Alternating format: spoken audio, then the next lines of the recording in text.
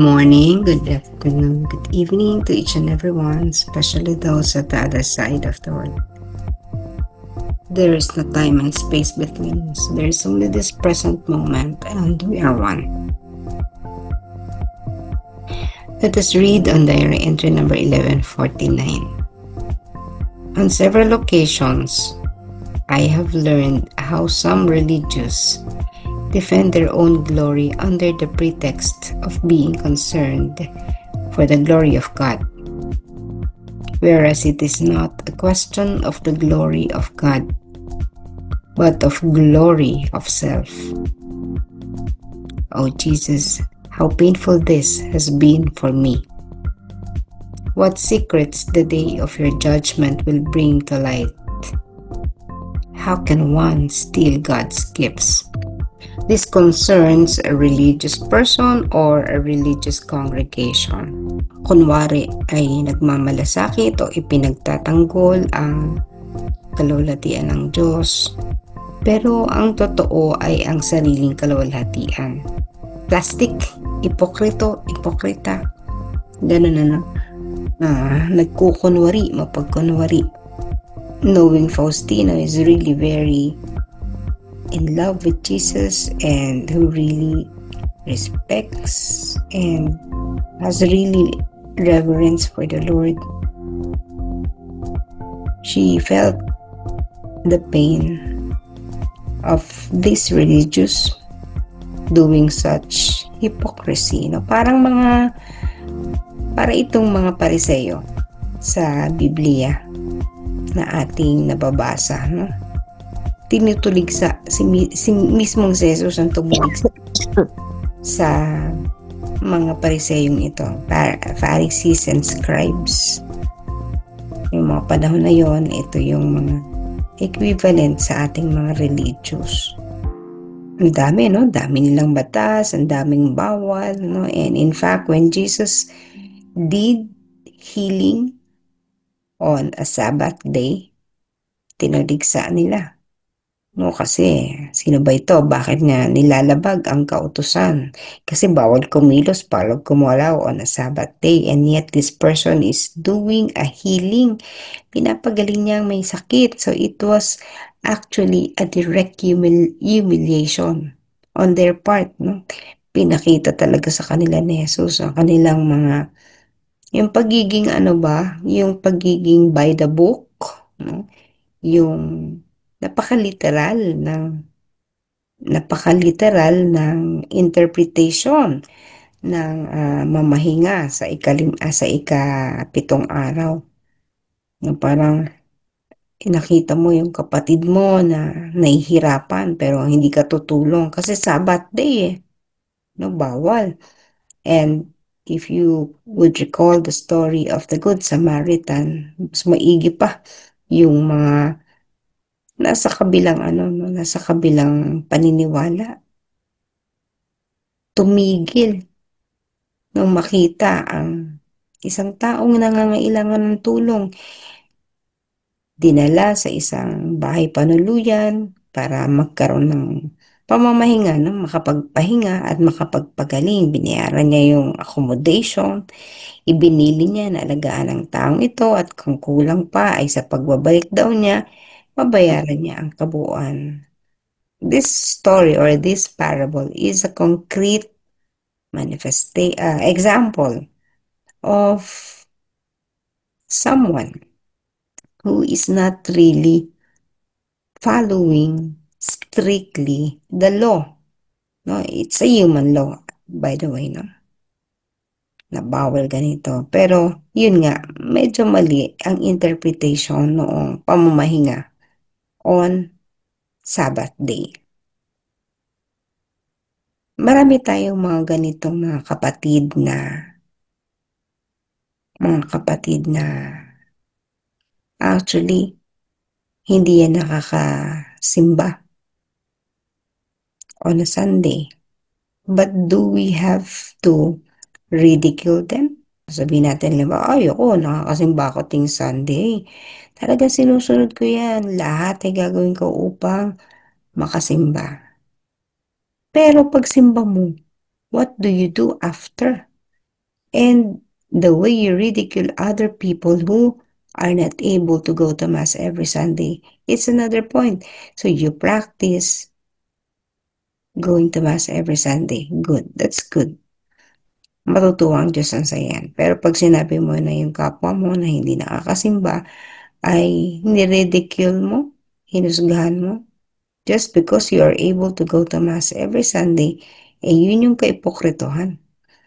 Eh yun yung akala mo, nag-glorify ka, gino-glorify mo ang Panginoon. Pero ang totoo, ang sarili mo, yung gino-glorify mo, di ba? Eh, hinatulan mo yung ibang tao. Halimbawa, there are people who really cannot go to Mass every Sunday out of duty.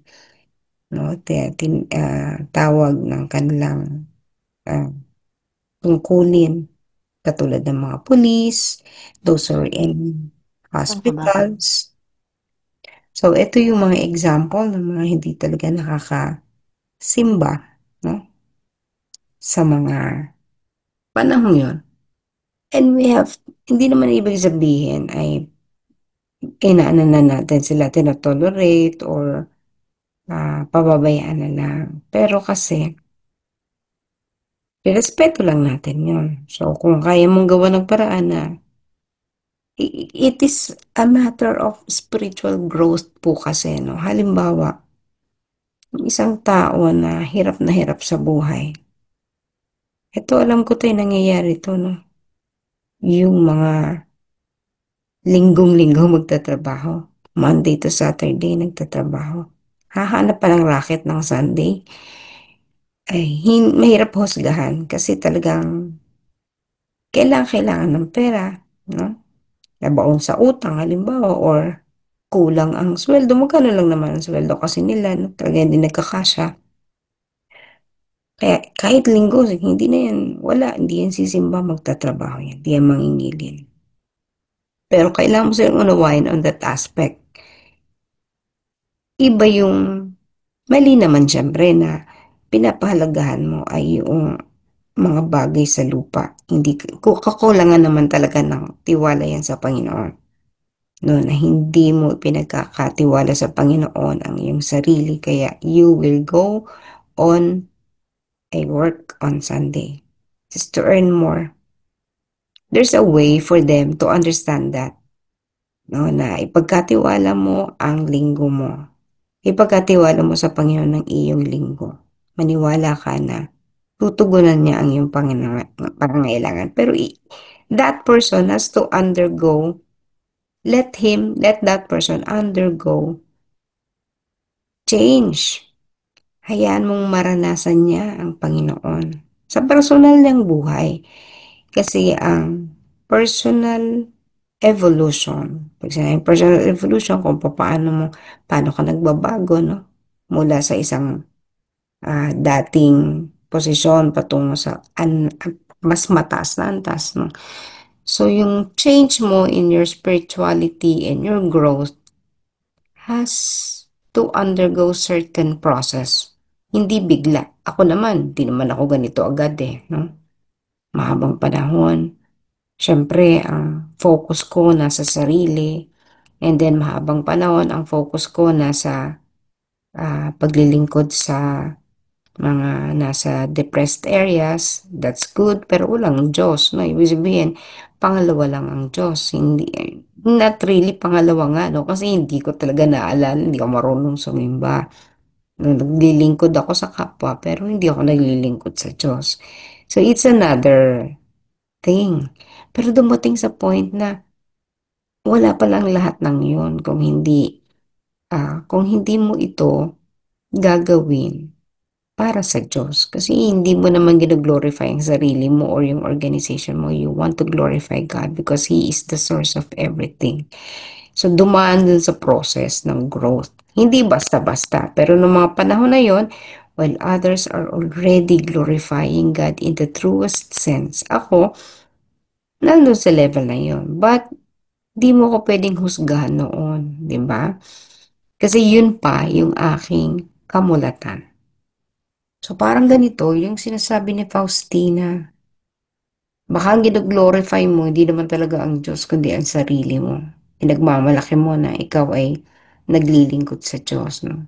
At yung iba ay wala, hindi naglilingkod yan sa Diyos. Hindi yan gino-glorify ang Diyos.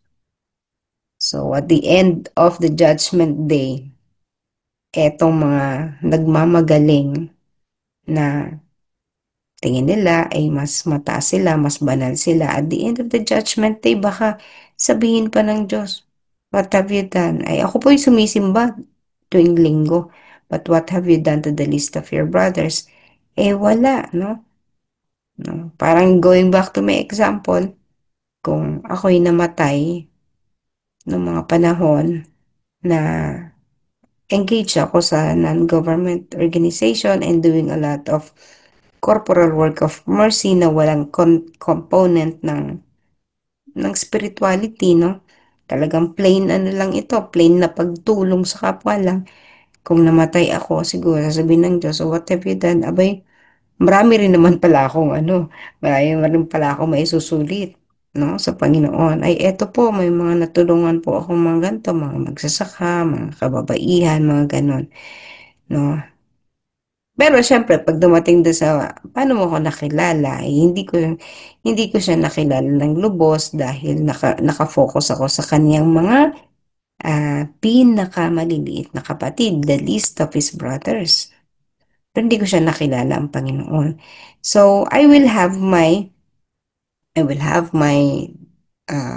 judgment, pero baka mas mataas pa yung grade ko, no, sa Panginoon kaysa doon sa araw-araw sumisimba na manang na paglabas naman ng simbahan, eh hindi naman ginagawa ang inaasahan sa kanya.